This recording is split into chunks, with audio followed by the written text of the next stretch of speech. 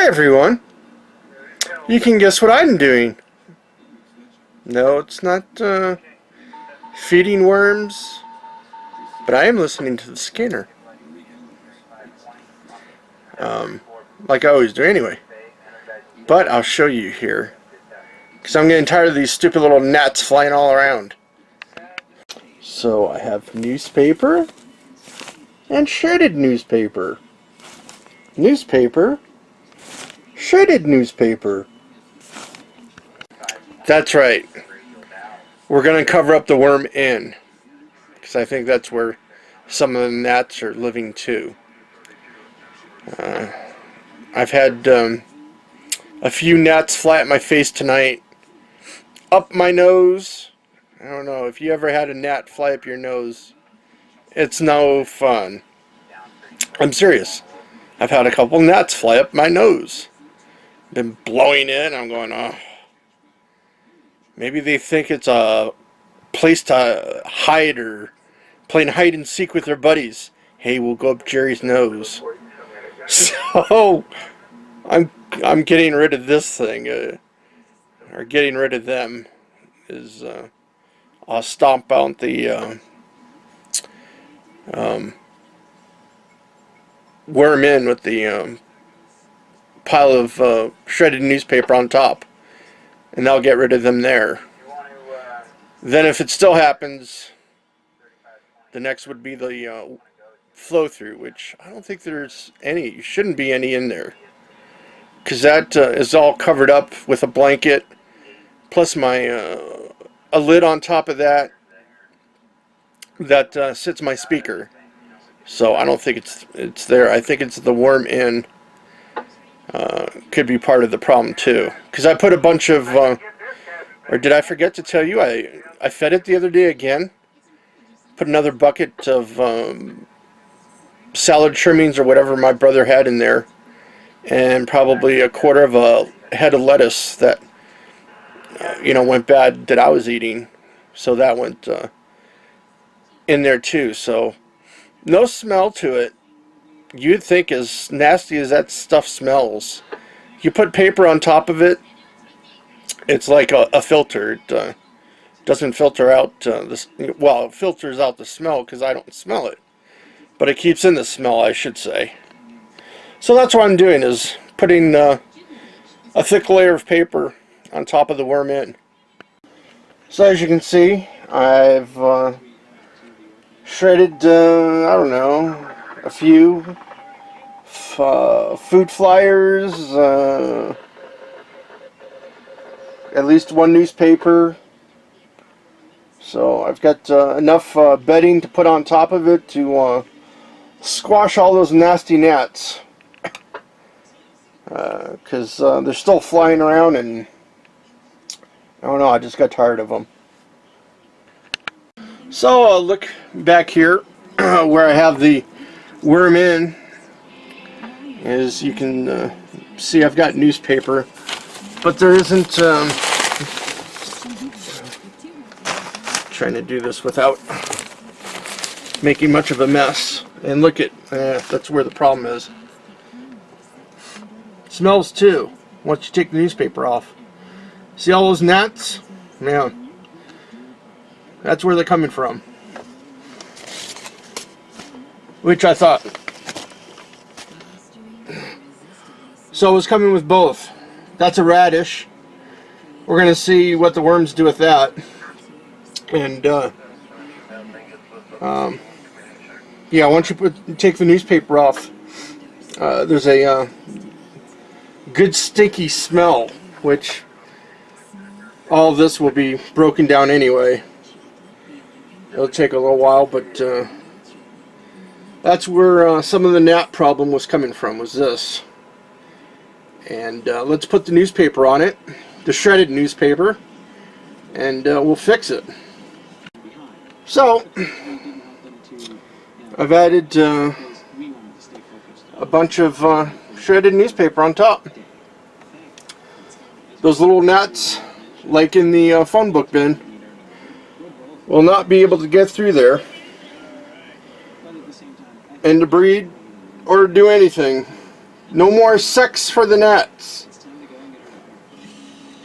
At least someone's having sex, you know. But that's how it goes. So, these gnats will die off in a couple days or so. They don't have a very long life cycle. And then I shouldn't have a gnat problem anymore. As you can see over there, there's a speaker. There's a bath towel on top of the hole. So the gnats aren't getting through there. So this is the only other place that they'd be breeding. So there's a fix for you if you have a gnat problem. I already showed you with the phone book bin, but I'll show you with the worm in also. And someone should convince me to harvest this. It's all it needs to be.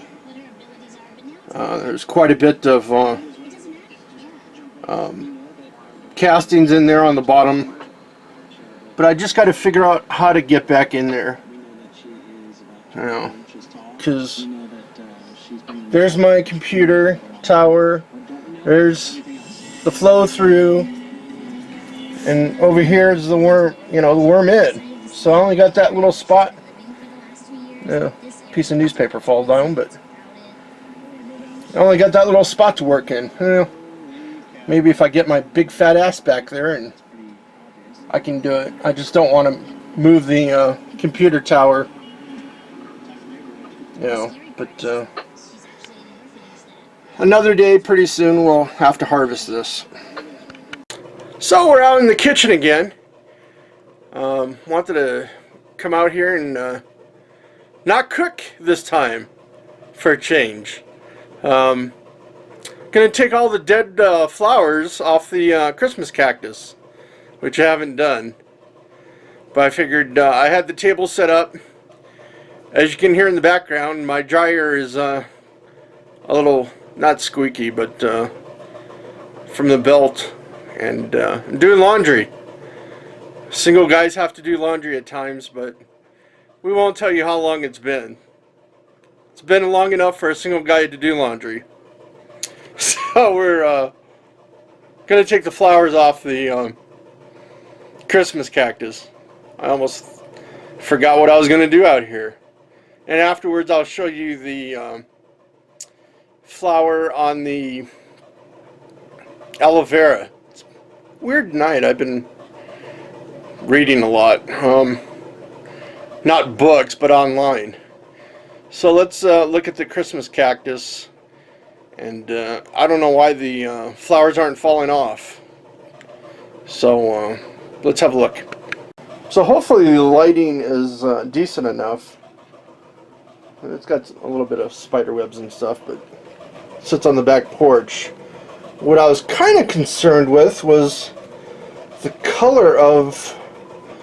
See how everything else is green? And this is like a reddish color. A rust color of the leaves? I don't know what that means. But yeah, the flowers, I guess they just fall off kind of. Huh. So yeah, there's some flowers.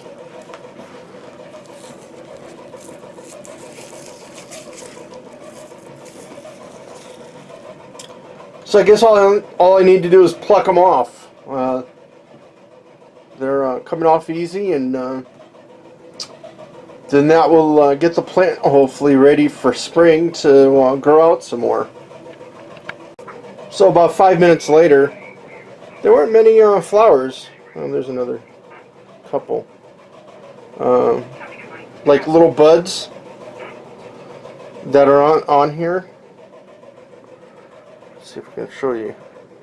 See, they never even developed into flowers. There was quite a few of those. So